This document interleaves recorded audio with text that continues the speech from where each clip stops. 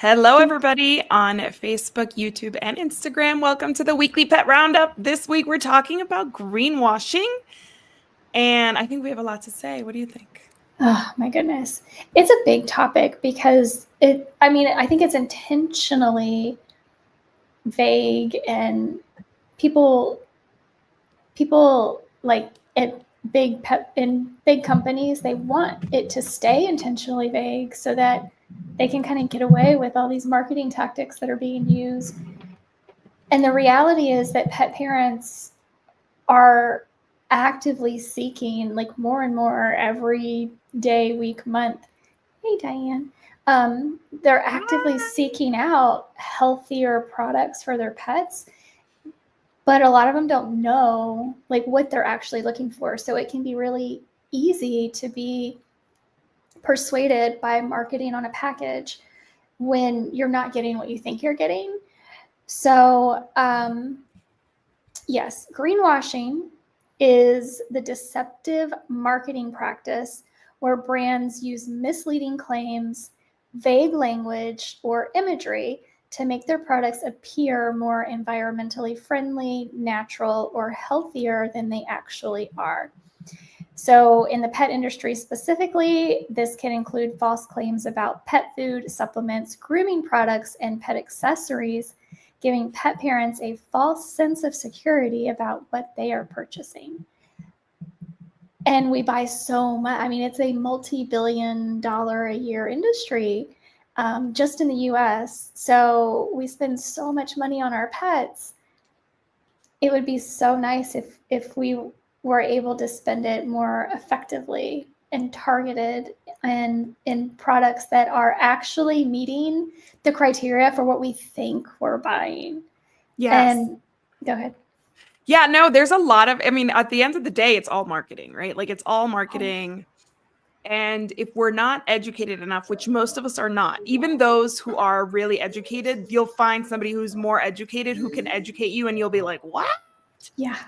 Sure. So I have a friend in Chicago that we'll talk about her. And I always thought she's like such an eco-friendly person, so educated. And then I saw her at Super Zoo last year and she was telling me about a mutual friend who like makes her look like she's like, completely irresponsible and like careless because everybody has a different level of, Millie's Raw Life says it's so important to do research and read the back of the bags. But that's what's the problem with greenwashing is your first statement, so true. You have to do your own research, but the back of the bag, if you don't know what to look for, can still be really deceptive because all of it is marketing and it's using words like natural or clean, even cruelty free. I was cruelty free for a very, very long time. And sometimes cruelty free means cruelty free in the US, but they allow third party, animal testing in Asia. And so you think you're supporting a brand that is in line with your value system.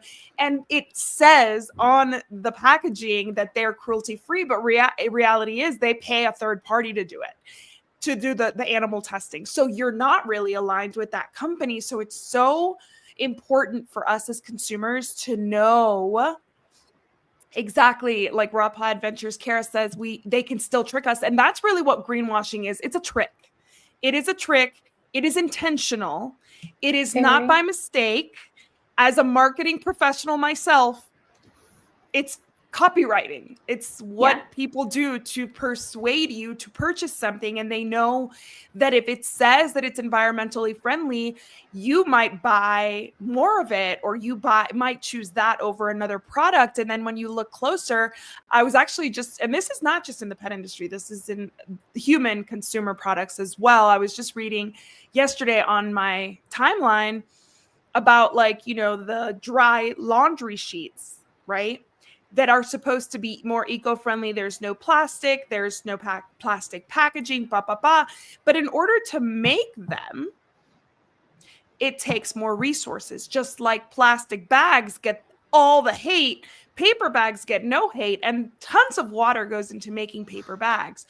So really, when you're choosing at the grocery store between paper or plastic, really you should be just opting for your reusable bag that you bring yourself, because neither the plastic bag nor the paper bag are really environmentally friendly. It depends on, where you're worried about it. Is it you're worried about the landfill, or are you worried about the way the product was created? Because sometimes it's equally bad, right? So Yeah.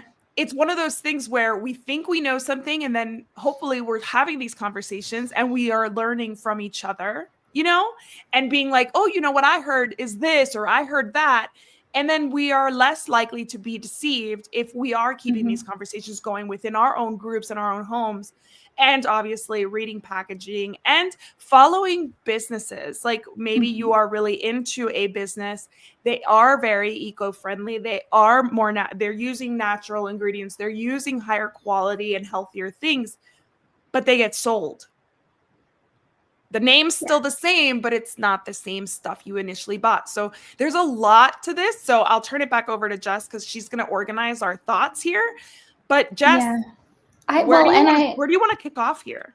I don't want to forget later, so I'm going to tell you in case I forget to remind me at the end. I want to circle back around to what you just said about what are you paying attention to? Are you paying attention to how this product is made? Are you paying attention to what happens after you buy or consume the product? And we need to be paying attention to both. And I think there's a very important discussion that some people may not like, but I learned it the hard way. And I want to share that, but I don't want to get off topic too much. So I want to talk about that later on. Okay. So yes. The life cycle of products. Okay. I'll write it down so we don't forget. So what I did was I started, and this is by no means a complete list, but I think it's plenty for us to talk about. There are a lot of terms that are being used that I consider greenwashing, that either are not at all regulated or they're very loosely regulated, and I want to talk about that regulation. So the very first term when it comes to and these are all pet industry specific, is natural. So this is a very loosely regulated term. AFCO, which we've talked about many times on this show, the Association of American Feed Control Officials, they do define natural in their big book of definitions that, by the way, you have to pay for if you want to know the definitions of anything. But they allow for synthetic vitamins and minerals and still be able to call it natural. So to me, that just doesn't sit right, but that's what they allow. They will allow synthetic vitamins and minerals, and you can still put natural in the packaging. At the end of the day, even that is not enforced. So that's the very first ones that always stands out to me. And it is a term that I'm just like, that means, I see it on the package and I'm like, that means nothing to me. No, it's like this umbrella term that should make you think, okay, one, this could be greenwashed, or two, this could be actually natural, but they need to prove it to me. Yes, absolutely. So natural means nothing unless they prove it. Exactly. Absolutely. And there are still so many consumers that are like, but it says natural. And I remember when my son and I were avoiding dairy because he had a dairy allergy as an infant, people would be like, oh yeah, it's natural. And I'm like, but that doesn't mean it's dairy free. You know what I mean? Like people just kind of forget that we need to like dive a lot deeper. Like naturals, it can be a good thing, but it doesn't mean that it's allergen friendly. It doesn't mean that it is only, plant-based. It doesn't mean that it's whole food based. It doesn't mean any of those other things. It just is like a starting point.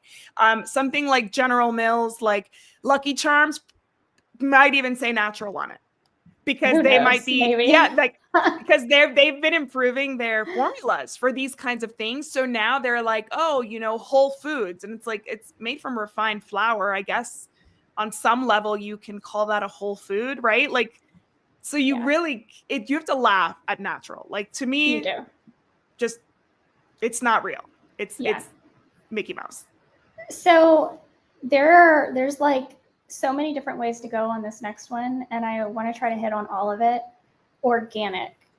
So there is a USDA certification for organic, and that to put USDA certified organic on a package, you do have to meet the qualifications for that certification through the USDA. So according to the USDA, that means there are no synthetic chemicals, so no synthetic pesticides, herbicides, or fertilizers. They're non-GMO, no artificial additives or preservatives, but we all know that natural flavors and natural fragrance get through that in a loophole. And then there are some standards for livestock and farming practices. What I want to say about organic is that it's a good benchmark for produce. Yes. If you're purchasing produce, it's a very good benchmark. It is not, it's like bottom of the rung, bare minimum for animal products, in my opinion. There's so many more levels if I'm looking at animal products. It's bare minimum for animal products. Also, when you are buying from smaller companies, when you are shopping at a farmer's market, when you're buying locally, they cannot, to get these certifications cost big money. So their product may actually be organic and it is not labeled organic because they can't do it because they go broke trying to buy the certification.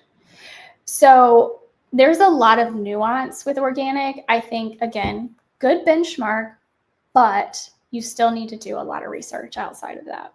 Yeah. As a reminder, organic poop is organic. Yeah. Like poop relates to or is derived from living. No, like the word organic means derived from living matter. That's it. That's all it means. So poop has living matter in it. All of our secretions are organic. Are the animal secretions that Kara and I talked about on the Halloween show are coming to mind. But all of these things are organic. Cancer is organic, right? So like an animal that had died of cancer could still technically be organic. So that's why you have to be careful with these marketing terms. So like, yes, there is organic, meaning certain practices in farming and raising animals, but then the word itself doesn't mean that automatically, right? It doesn't necessarily mean that. So remember, organic is great at Costco when you find your blueberries and you're choosing between your conventional and your organic blueberries. Definitely, if your budget allows it, go for the organic blueberries that have less of any of those synthetic compounds, fertilizers, herbicides, all those things. But when it comes to any kind of meat, for example, like I want to know more. About this meat. 100%. It's bare minimum for any animal product. And eggs. Well, yeah. So, and it, as Isabel said, if you can afford it, because I remember going back talking to Kelly Marion at Green Juju on the podcast, and I specifically asked her, like, okay, if you cannot afford organic produce, being the vegetable queen, right? If you can't afford organic produce, should we still do vegetables? And she said 100% absolutely. Yes. So if you can, go to the EWG, go to the Environmental Working Group, look at the Clean 15, look at the Dirty Dozen, and try to make your decisions based on what produce you can actually get away with. Some produce not being organic if it's on the Clean 15 list. So, allocate and a little cheat for those that are in the grocery store and didn't have the chance. There is an app. They obviously have apps. The EWG has an app. But anything that you're going to peel the skin off of, like an orange or like an avocado, probably okay. Conventional. Anything you're going to eat entirely, like a strawberry, a blueberry, a head of broccoli, and even then some like cruciferous vegetables, they don't have to be organic because just in that farming of that particular vegetable or fruit, they just don't need that many pesticides or whatever. So just know that the rule of thumb is if you're going to eat the whole thing, try to get organic. If you're going to peel it in some way, then you're probably safer. But don't forget, like for me, for example, a banana you peel, but I can't eat conventional bananas. I just can't. And it has nothing to do with the banana. It has something to do with the whatever they spray at the when they're shipping the bananas. I've narrowed it down that if I wash a conventional banana with soap and water, I can eat it. So it's something on the banana. But for that reason, I just opt for organic bananas at all times. I don't have to wash them. I know they're safe. I don't have to worry about that. So it's just kind of like a general rule of thumb, but it's so easy. It's so easy to just go on EWG. They have a website they have, and every year they do a new clean 15 and new dirty dozen list. So if you have like the little, graphic from 3 years ago, update it because it does change. Yeah, absolutely. Okay. The term holistic is completely unregulated. So you can use that on anything. I know my first year at Super Zoo, I saw multiple products in the new product showcase that were holistic something. And I'm like, you have got to be kidding me, because one of them was a kibble. And I'm like, what? And I have actually had people ask me about that. I'm glad I saw that product at Super Zoo, because I haven't seen it out in the wild since then, but it's a kibble and it's called holistic something, like that's the brand. And I'm like, wow. Well, like, okay, how bold of you, but from a marketing perspective, if they have something there that's good for the eyes, that's good for the teeth, that's good for the gut, that's good for the joints and the brain, it's holistic, right? Like we thought about a lot of the body, therefore it is holistic, right? And that's where the marketing really comes in. How can I get away with saying this? Yeah. And if there's something in there that you can technically defend yourself in a court of law, if you were to get sued, then you weren't lying. There's no false advertising because you did have some kind of synthetic for the eyes and the butt. Like, it's holistic. Yeah. Yeah. I mean, I get it. It's a completely unregulated term. We throw it around all the time like crazy, assuming that we know what that everybody knows what we mean. When I have been asking lately a lot of people that come on the show, especially veterinarians who call themselves holistic veterinarians, what does holistic mean to you? Correct. Because it can mean so much to different things to different people. And I mean, even to me, I feel like my definition of holistic has evolved over the years and you can get really, really down the rabbit hole with trying to do everything naturally. Like I have talked to one veterinarian for sure who is like just completely anti-pharmaceutical, and I'm like, okay, I mean, that's if that is working for your patients, please, by all means, keep doing that. So it is completely unregulated. If you are buying a product simply because it says holistic somewhere on the packaging, please stop what you're doing and reevaluate. For doctors and vets, like you said, and vets, I think for me, like, holistic doesn't say anything unless like I'm looking for a doctor or vet and it says holistic and integrative, those kinds of more specific words. If I look at their services and they have some services that include like hydrotherapy and things like that, I might be more inclined to believe that they are holistic. But like, just because you're maybe comfortable like using nutraceuticals does not make you holistic in any way, shape or form, right? Like, to me.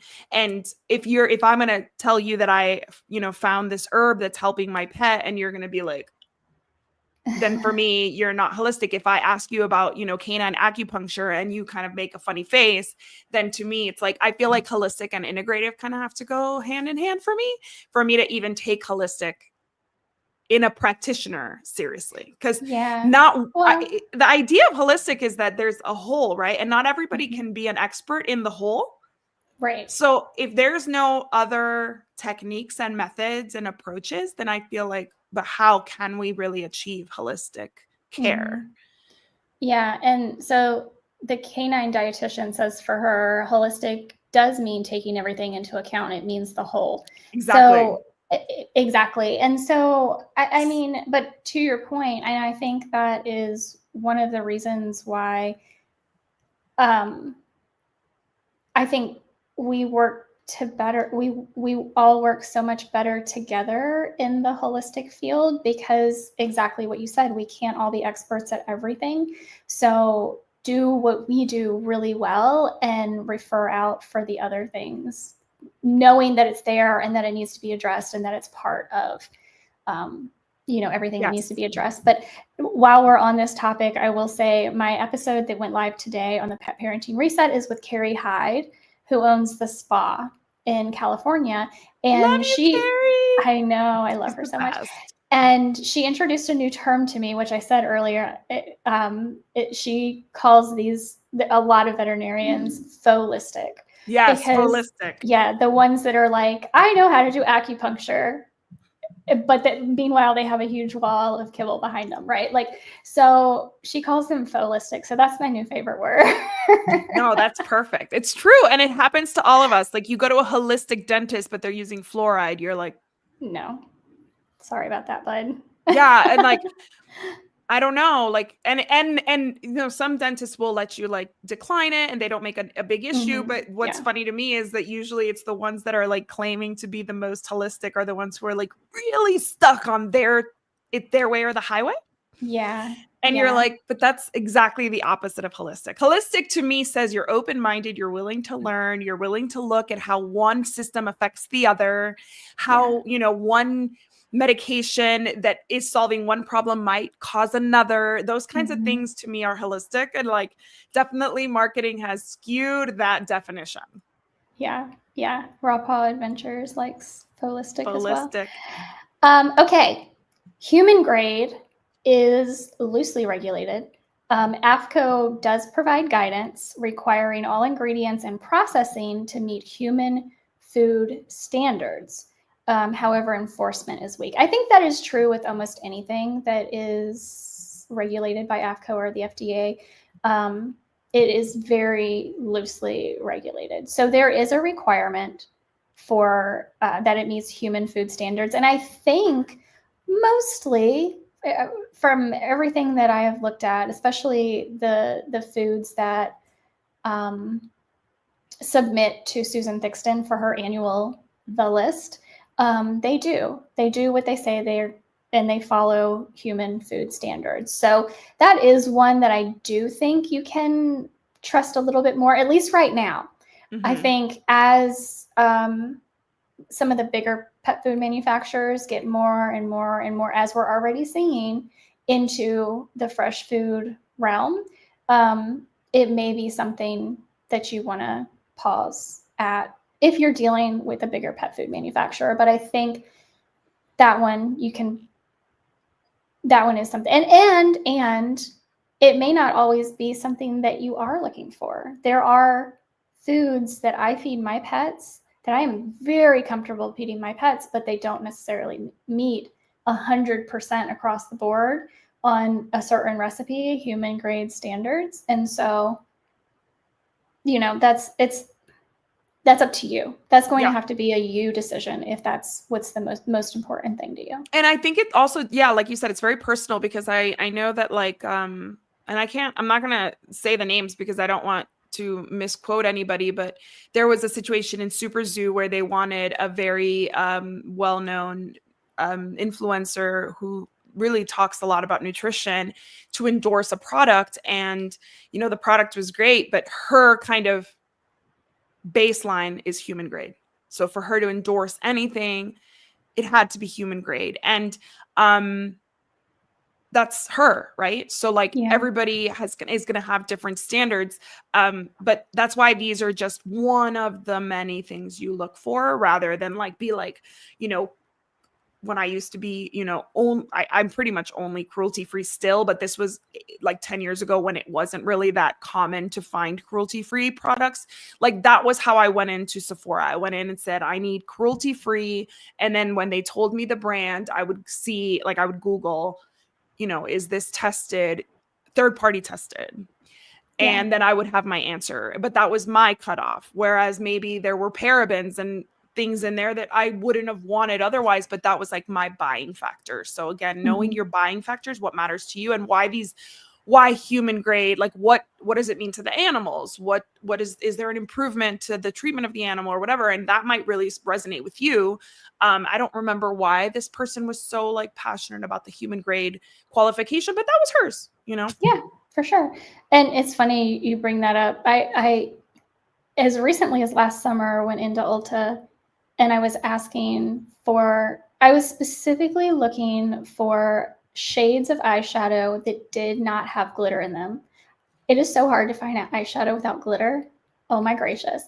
And I said, okay, I'm looking for these shades, no glitter, cruelty free. And as soon as I got to the cruelty free part, they were like, I'm like, why is that such like, I don't know. I guess some people are just not It's hard because, and just a side note, we can do a whole episode on cruelty free, but I know. In China, last I understood, is that anything that's sold in China has to be tested on animals before it's put into their market. So a brand that is not testing here in the United States or in Europe may pay a third party to test so that it can be on the shelves in China. So that's really, if the government's requiring it to allow it in, and you know they have a very big purchase power, there's a lot of people and money in China. Yeah. So they want to go in, and that's why I said at the beginning, like that's just not in line with my value system, right? Like I'm not going to support that company. I want to support the company that is truly cruelty free, universally. Yeah. Not with a caveat or a third Yeah. party, but because they're still paying the third party. It's not like China is paying for it. They are. Right. So they're still supporting animal cruelty. Mm-hmm. Yeah. Pretty directly. I mean, that you can't even qualify that as indirectly. So yeah. Yes. Okay. So next one. Premium, completely unregulated. You can put premium anything, like literally anything. I can call myself a premium mom. There you go. A premium wife, a premium daughter, and be like a monster. Like that's really how like meaningless that word is. Completely meaningless. The only time premium means anything is if, you know, you're talking to somebody and you say it comes at a premium, right? Like something comes at a premium and you're saying it's pricey. Yeah. That's the only time that I like care about that word, when you're like, what do you mean? What's the premium? Like how premium are we talking, right? But like, premium means nothing. Okay, so the next two, or they might trip some people up. So veterinarian approved, completely unregulated. Veterinarian recommended, any vet you choose does have to support the product, but there's no standardized like testing or criteria. So it's very loosely regulated. So as long as they get one person who has graduated vet school and still has their license, they can say veterinarian recommended. Veterinarian approved means absolutely nothing. Nothing at all. Nothing at all. 1 in 5 or 4 in 5 veterinarians feed this to their pets based on what? Like based on what, right? Based on you sent free samples to 5 veterinarians and 4 of them said, okay, I'll feed it. That's what exactly. Yeah. None of this makes, and it's funny because I write copy for pet services companies. And I have had this discussion with my clients where they say vet recommended. And I'm like, who are the vets? Like, I want to know the vets. Can we link back to them? Blah, blah, blah. And usually it's one. And I'm like, vet recommended by one is fine, but recommended by vets would be a lie, right? Because it's one. Mm-hmm. So I try, even though I'm a marketer, I try to be very honest where we can say, yeah, vet recommended by this one vet.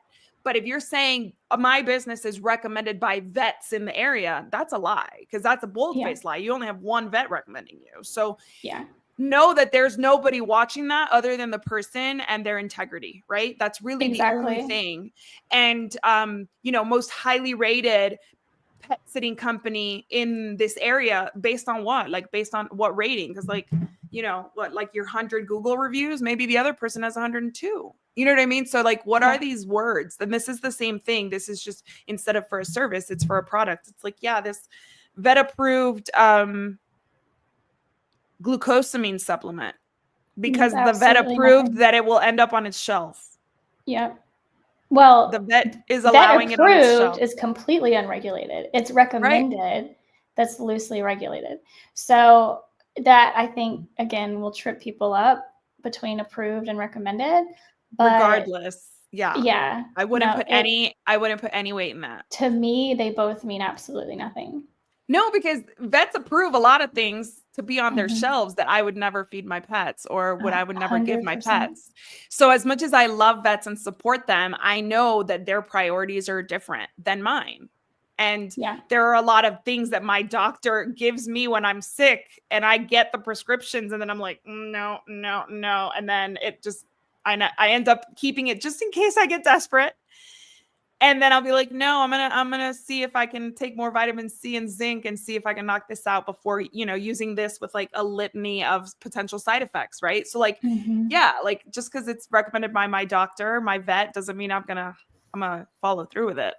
Yeah. So the next one that many people may be very surprised about that is completely unregulated is hypoallergenic. There is It's no just legal like definition. doodles. They're hypoallergenic. Right. That is the biggest Exactly. marketing ploy ever, to sell dogs to you, and sell all sorts of stuff to you. Yeah. Yeah. So what is there any regulation on that? None. Zero. I wonder Zero. in the human industry if there is, just because we're talking about babies and stuff. I wonder if there's any regulation, because that's, there's so many babies that have skin issues. Their immune system's so young and delicate, and you would hope that nobody's just like writing like hypoallergenic for like this 2-day-old infant that's gonna have like a horrid reaction or skin burn as a result. So yeah, like it's those things make me mad, because like hypoallergenic, if you know your child is somehow really sensitive, you kind of gravitate toward those words, Well, but I thinking you can mean, trust them. how long did baby powder companies tell you to put talc Yes. on? I mean, When they they don't knew. care. They They knew don't care. is it for, I this want to has been say a long time. decades. They knew for decades that it was damaging. Yeah. Yeah. Yeah, Yeah. guys. Yeah. They don't care. This is regulation, Yeah. if any. Grain-free does mean there are no grains, but there is absolutely no regulation as to what replaces grains. So, and this is, I know that we have talked about this in the past. Whatever fillers are replacing the grains, there's no regulation on that. So, just because there isn't rice in there or wheat doesn't mean that it's low carb or that you're still not getting a ton of fillers that you don't want your pets to have. I mean, I literally still to this day get people who believe the DCM stuff, who their vet is still telling them don't feed grain free, who are feeding a grain free and think that means low carbohydrate. Like literally people think that. Yeah, So no. They can replace that with any other carb that doesn't qualify as a grain. Like that's all it means. Yeah. Dairy free, for example, doesn't mean soy free. And we were dairy and soy free, right? So I had to look for dairy free soy, because usually the things they replace stuff with the other allergen. Yes. And that's another thing Absolutely. you have to be careful with. So you're allergic to, casein, and they'll give you like the protein that's most similar digestively, and you're like, well, that didn't help at all, but at least it's dairy free, and you learn the hard way. Yeah, we normally do learn the hard way, right? So limited ingredient there's no strict definition for that.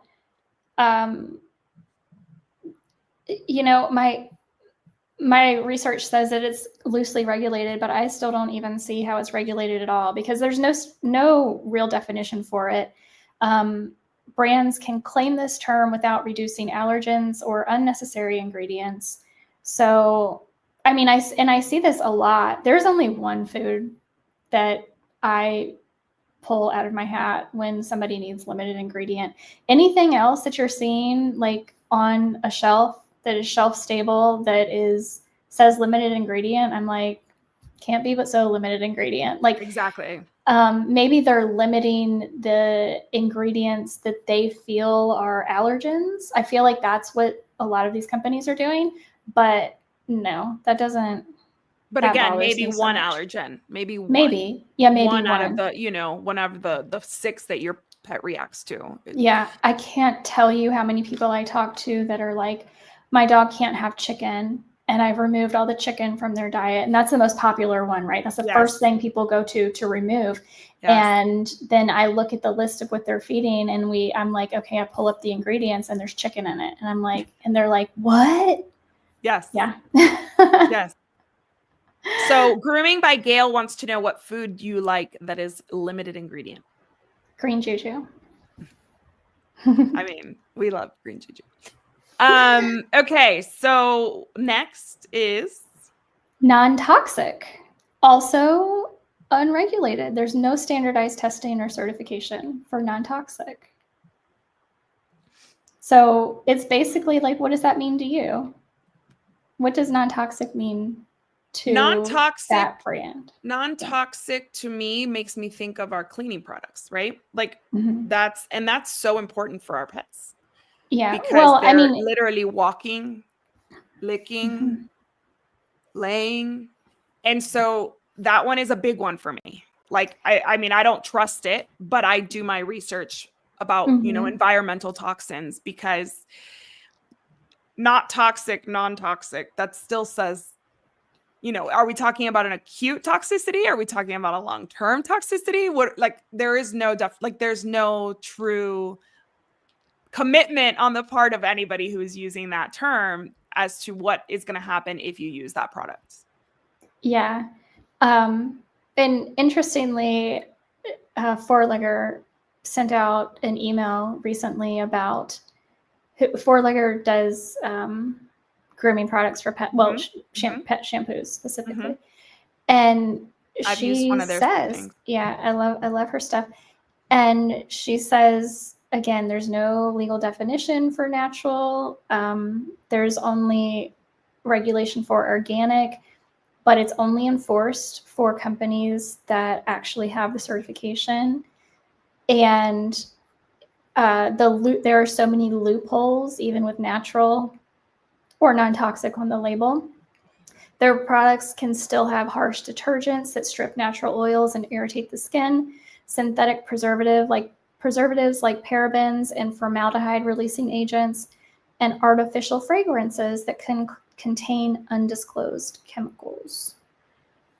So I thought that was appropriate for our talk today. Yeah, non-toxic means nothing. It just means not poisonous. But like, I mean, there's a lot of stuff that's poisoning us slowly, and that's not going to be labeled non-toxic.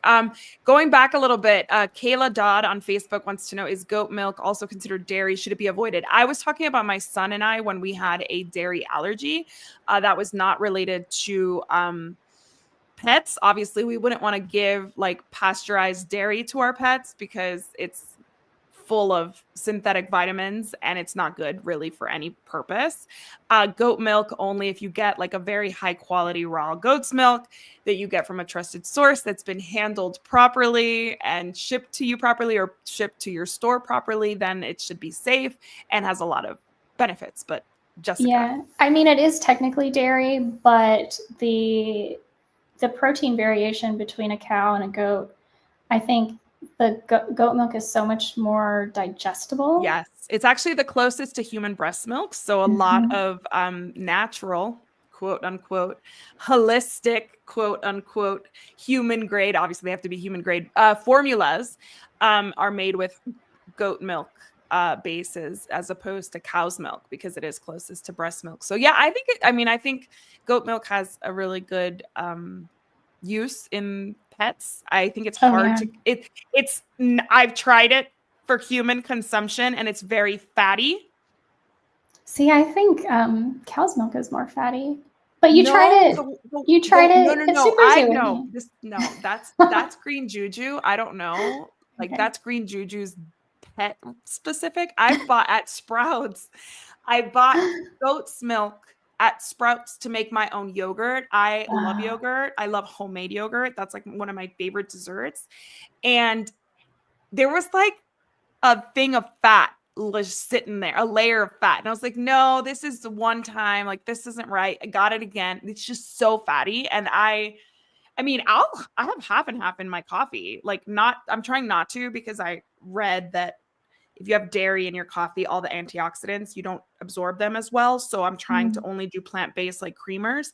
But I'll use half and half, and it's not fatty. But like goat's milk had like in the little plastic bottle, which obviously it comes in plastic, which is not ideal, like organic, really awesome in a plastic bottle. And it was just too fatty. So like my kids were like, and I could not shake that thing to save my life. I guess I should have put it in the Vitamix, and I was like, I'm not doing this again. Wow. Wow. So That's there's crazy. so should I just get green juju and feed it to my kids? That's Just another get green conversation. juju. Yes. So yes, Kayla Dodd, goat milk is considered dairy, but it should not be avoided. It's just individual preference. Eco-friendly. It was probably a cream top. They have that specifically at Sprouts. It was not. It was just like, because I saw the creamy tops the second time I went, but I don't know, man. You tell me, Kara, am I doing something wrong?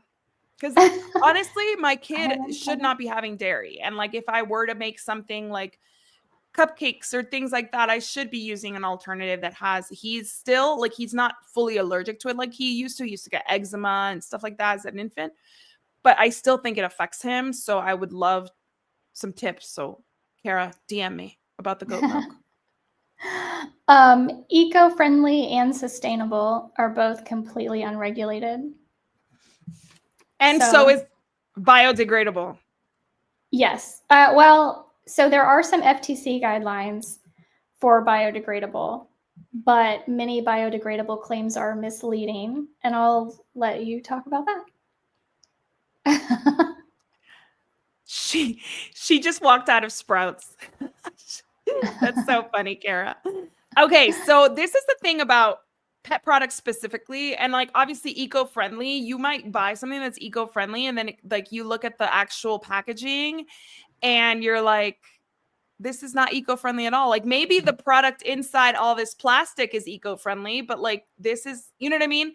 So I think, and like, or you'll buy an eco-friendly product and it comes with all sorts of like just like a huge box and like all this like, CO2 consumption just to get it to you. And like, you're like, So you do have to pay attention to the details when it comes to like eco-friendly. But the one that bothers me the most, and this one I'm pretty well versed in because I've known, Jennifer Blaze of Green Line Pet Supply for over a decade now. And she is the poop bag girl, and she is a plastics expert.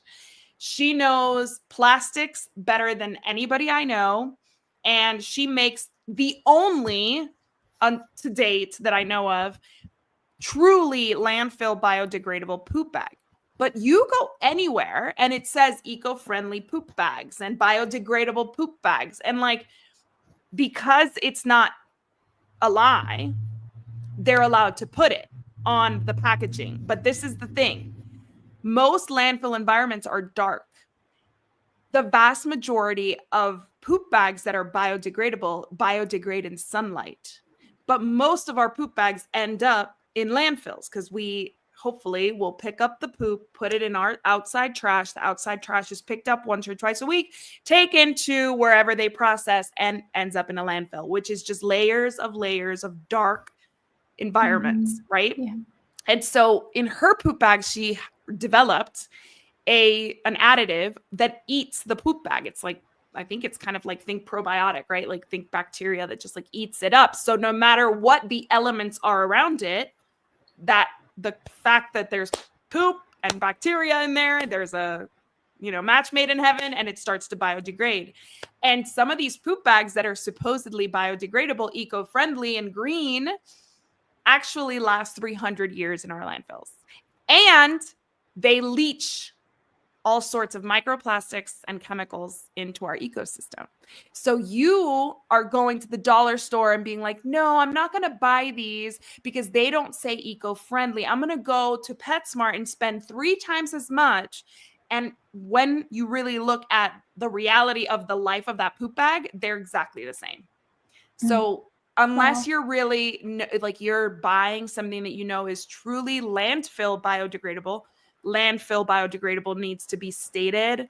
And if you go on Greenline Pet Supply, her website, she will show you the whole process. She will show you how she came to this conclusion. She will show you all of the reasons why other poop bags can't actually biodegrade, and she puts her money where her mouth is. And I'm an affiliate with her, but mostly just because I buy them and I use them for my pets and for my backyard. But this is not sponsored or anything.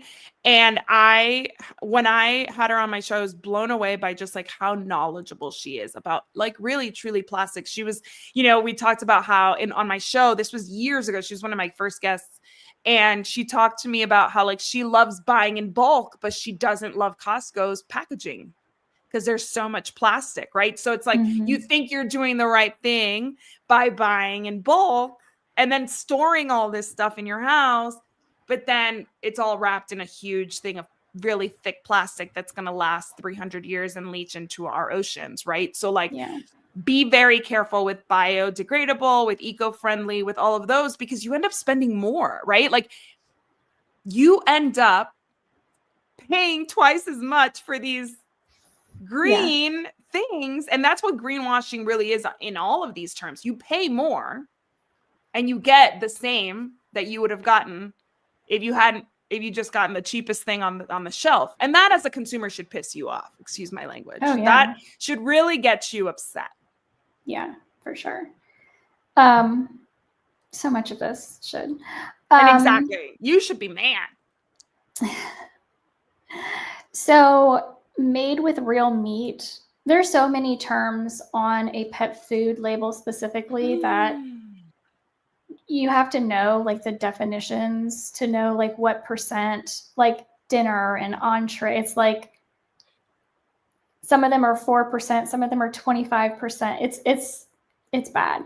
But made with real meat, they do require a small percentage of whatever you say. Like if you say it's with beef or whatever, it has to have some beef in it.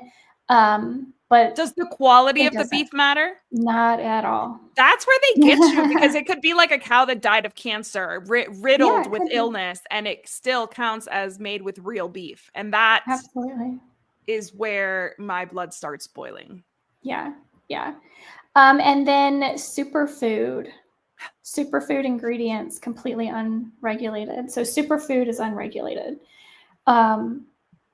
And I mean, we say it offhand all the time, right? And I know a lot of brands and people that I follow say it offhand all the time. I don't know where I first heard it. Probably Rodney Habib, right? Superfoods. What's a superfood? Well, okay. I want anybody who's watching us live, comment below the superfoods that you know. Like we all know superfoods. Yeah. Blueberries are the first ones that come to mind. Yeah. What else? I mean, I think a lot of fruits and vegetables come to mind first. Avocados. Blueberries. Like leafy greens. Like, any leafy greens are going to have lots of omega-3, like oily fish. Yeah, oily, like sardines. And eggs. Then, Eggs are the superfood. Yeah. Mushroom, microgreens, berries. Yeah. Yeah. But it's unregulated. So a pet food company can say whatever they want is a superfood. Well, and the thing is too, like if it's a really low quality of whatever it is covered in herbicide, acai, that's a good one. If it's a really bad quality covered in herbicides, pesticides, and all sorts of stuff, then it stops being a superfood just because at some point in its genetic makeup, it was a blueberry. Like that's the thing, right? So it's like, are we getting a high quality blueberry here? Or are we just finding like rotten blueberries and like repurposing them for, Yeah. So superfood is, I mean, it's good to know if you're shopping for fresh foods, what a superfood is. I'm always so happy then it becomes a super bad food. Exactly. I'm always shopping for whatever is a superfood for my kids, and luckily they love avocados and blueberries. You think I'm gonna get them to eat like sardines? Absolutely not. Even I don't eat sardines. No, me neither. So, you know, when you're shopping, it's really good to kind of try to get these things, but knowing that it's not like in a processed food, because you can put as many superfoods into, you know, Lucky Charms, and it's still going to be Lucky Charms. And I no Yeah. hate on Lucky Charms. They have their place. I take a Yeah. box of Lucky Charms to my sister every year when I go to Spain because she It's loves like a them. little treat. Yeah, that's nice. Exactly. Yeah. And they're like $20 a box over there at the American store. But yeah, you can put all sorts of superfoods into poop and it's still poop. Yeah, very true. Very true. So, okay, to go back to what you were talking about at the The very life beginning, cycle. the life Yes. cycle. So, and this is going to be controversial, and I get that, Yeah. but it is completely true. I mean, I understand why, because I spent 13, 15, something like that, years of my life between vegetarian and vegan. And I did that because I bought in to all of the marketing for I care more about the animals, right? And I don't want and that still to this day is true, even though I'm no longer vegan or vegetarian. I care very much about the life of the animal that I am eating, which is why I try very hard not to support, you know, industrialized ranching and monocropping. Like, I'm sure I do. I live in the In the world. real world, right? But the reality is, when you look at when you look at the life cycle, if you look at everything, the monocropping that feeds vegans and vegetarians because they need this huge abundance of plant matter, the monocropping is killing everything in that soil, including the soil. The tilling is killing all of the, you know, voles and moles and rodents and everything else living in that soil. The glyphosate, herbicides, pesticides, all of that, it's killing our planet. All of us, yes. That also leads to us, as you know, anybody who lives a vegan or vegetarian lifestyle. Yes, you could opt for all organic, all local farmed, raise your own. Sure, fine. Most people are not doing that. Then you get into the whole meat alternative, which has flopped. I mean, I don't know if you've noticed in the grocery stores. They did a good job with the flavor, because I was vegetarian for a long time. And when, you know, Impossible Burger came out and Beyond Burger, they taste good. But when you look at the ingredients, you know that you cannot sustain yourself on those things. It's like the ingredients are horrid. They are full of seed oils, which are horrible for us. They are, I mean, they are creating a sick society. And so, yes, do I care? I care very, very much about the quality of life of animals who are being raised for food. Being vegan or vegetarian,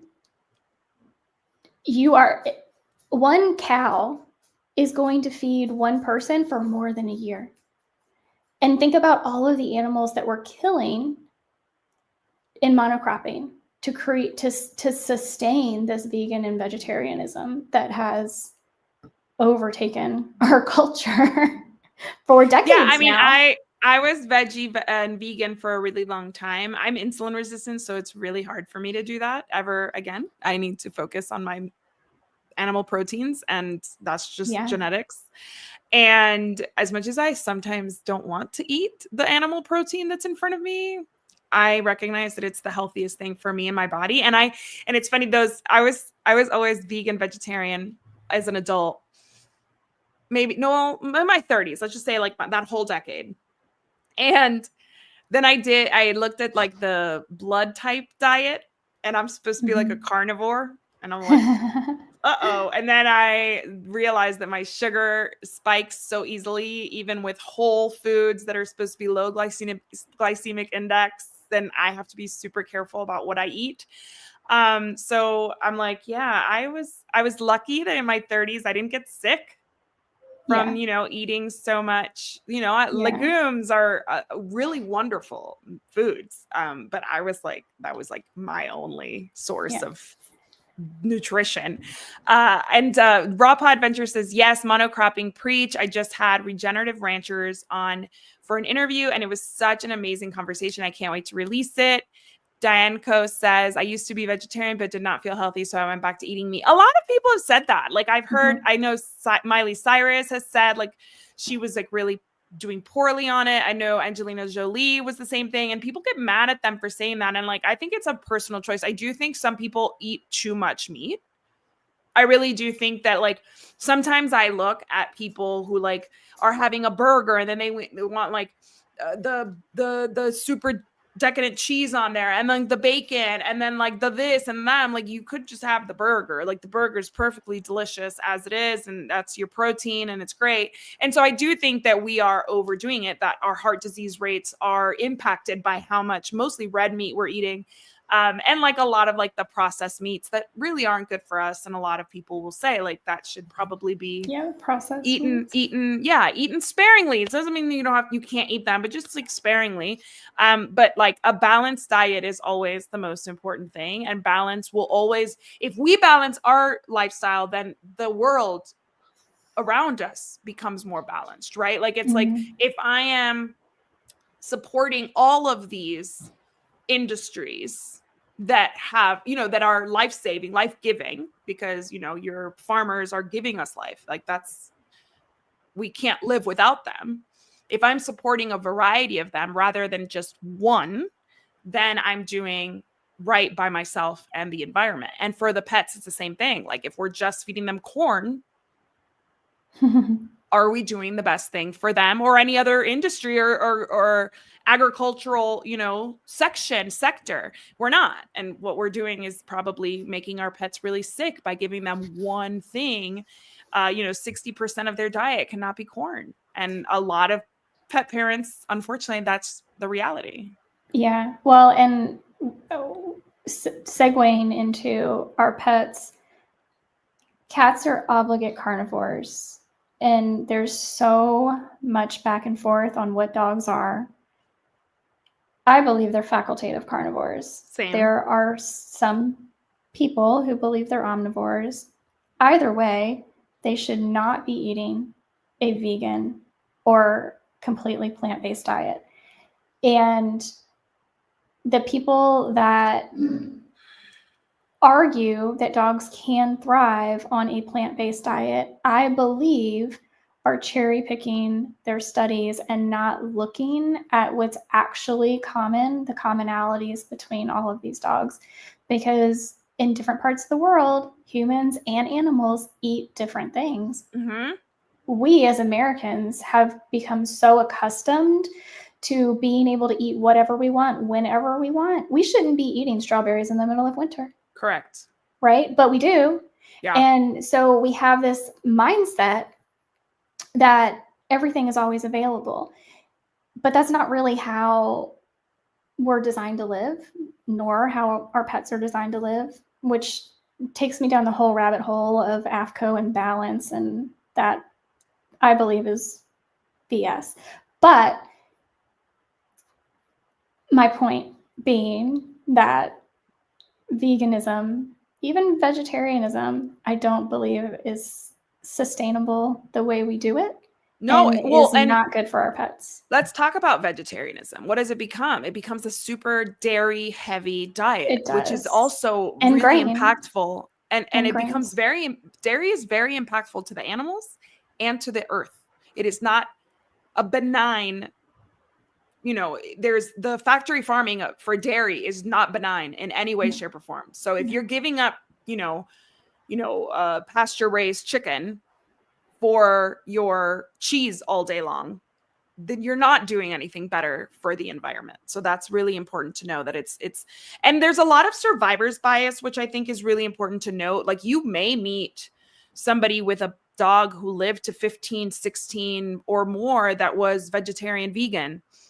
One of the oldest dogs was a vegetarian, and that dog was eating fresh food from the farm on which it lived, and it was getting fermented foods and all sorts of delicious, wonderful things. I mean, I want to be that dog on that farm, like, in my next life, because that dog got a lot of really amazing things. Not actual, like, cut up chicken, but that dog lived on a farm. So really it could have been eating meat, that, likely. So catching rodents and exactly. squirrels So, like, and we don't rabbits. know. We don't really know exactly what kind of meat it was getting. But I think it's really important to know that every single person, dog, cat, is an individual. And so just because that one dog did really well with, maybe it's 5 last years, because I don't know anybody who's had like a 15-year-old dog who was always vegan, or like at some point they ate vegan, like just like my dogs at some point ate homemade raw. They don't anymore. I don't have time for that. But, the diets change. And sometimes, you'll hear somebody say, yeah, my dog was totally vegan. And that's not, first of all, factual. Maybe it wasn't its whole life. It wasn't vegan. And it's also maybe that dog in that environment thrived because of something else, something completely unrelated to the diet. So it's really dangerous to go against the norm. If you want a vegan animal, rabbits make wonderful pets. And that's all I have to say about that. I think that I get it. I get the desire to be vegan and vegetarian. I have nothing but respect for people who want to go that route. I did it for a really long time, but to force our pets into something that is not biologically appropriate is not okay. I mean, it's like the same as my daughter and my son. My daughter just turned 5. My son is 7. My son does not like proteins for the most part. Like, if I put chicken nuggets and French fries on a plate, my daughter will eat the chicken nuggets first and my son will eat the French fries first. And then I have to fight my son to eat the chicken. I don't fight my daughter to eat the French fries. I don't care. I'm happy to throw them away, but I have to fight my son to eat the chicken. Can you imagine if I forced my daughter to be a vegetarian or a vegan? Like, it's not my body. And even though I am her parent, it's not my body. And it's clear that she enjoys meat. You know how I know? Because she's the reason I started eating meat again. The day I delivered her, I'm breastfeeding exclusively, and I could not stop craving a turkey sandwich. And for the first 2 years of her life, I had turkey sandwiches every single day. I had not eaten meat for over 10 years. So, if you really listen to the body, we know this with ourselves. And if we listen to the pets, you're going to offer them a sardine or like a strawberry, they're going to go for the sardine. And like, that's your answer right there. And when it comes to all of these words that we're talking about and the greenwashing, it's to make you lose touch with your nature and your knowing and your simplicity. Like, that simple is better. You don't need anything to tell you something's holistic for you to really know that it's going to help you, because it has nutrients in it, like true, fresh, from the earth nutrients. You don't need all this marketing to guide you, but you do need to be kind of distrustful of the marketing. Like, trust yourself more than the marketing, in my opinion. Yeah, I know. I think we get so caught up, and I mean, it happens to me. I have gotten better with like stopping myself, and I'm like, but I still get caught up in like that shiny object syndrome. And then I try to like implement, especially if I'm online, I try to implement that I don't buy anything right away. I will put it in my cart, and if I still want it tomorrow, then I can look at it again, because I do, and I know that I'm like that. And so and then at the same time, I have brands reaching out to me all the time showcase this product, blah, blah, blah. I have not in the past 3 years, I haven't taken a single one of them up on it, because I look at the product and I'm like, I can't do that. Yeah. Right. Exactly. So, Humans and pets. So the question is about black seed oil, I organic don't see cold it. pressed, from Diane. What do you think of Oh, black seed oil? For organic cold pressed black seed oil. I have not looked into it with pets, though I imagine the same things would be true. What I have looked into so far with humans is that it can be beneficial, especially in combination with other things. Like, for example, the oregano oil that I buy is mixed with black seed oil. So I think, I mean, there are certainly benefits, but it would definitely need, I mean, cold pressed and organic is the way to go with anything like that, because it doesn't naturally, just like oats don't produce milk, nuts don't produce milk. But anyway, like it's a whole thing. well, we hope you enjoyed this. It's already a little past It 4, is. so we're gonna wrap it up. But if you guys have any questions, comments, concerns, this obviously lives on both of our feeds, so you can comment and continue the conversation. And we will see you next Monday. It is President's Day. Oh, So is are we still doing it? It's President's I'm Day. fine with it if you are, because we're So we're much not time doing off. much. Yeah, Yeah. exactly. So we'll see you next we'll see you next Monday if you have any recommendations. It is one of my sister's last weekends here in the United States. Oh. She's moving back to Spain. So if we decide to do something, we'll, reschedule it for later in the week if possible. But if not, we'll see you Monday at 3 p.m. Mountain Standard Time, 2 p.m. Central. And just let us know if there's any topic you want to dig into. I'd be happy to talk about, cruelty-free stuff or anything in the news. I haven't really, it's kind of a slow, considering our administration is in the news constantly, and we just had the Super Bowl. I feel like between Kendrick Lamar's performance and the administration, I have not seen anything else on the news. So if you see anything that you want us to talk about, send it over. Yeah. Yeah. All right, guys, y'all have a great week, and we'll see you soon. Thank you for joining us. Bye. Bye.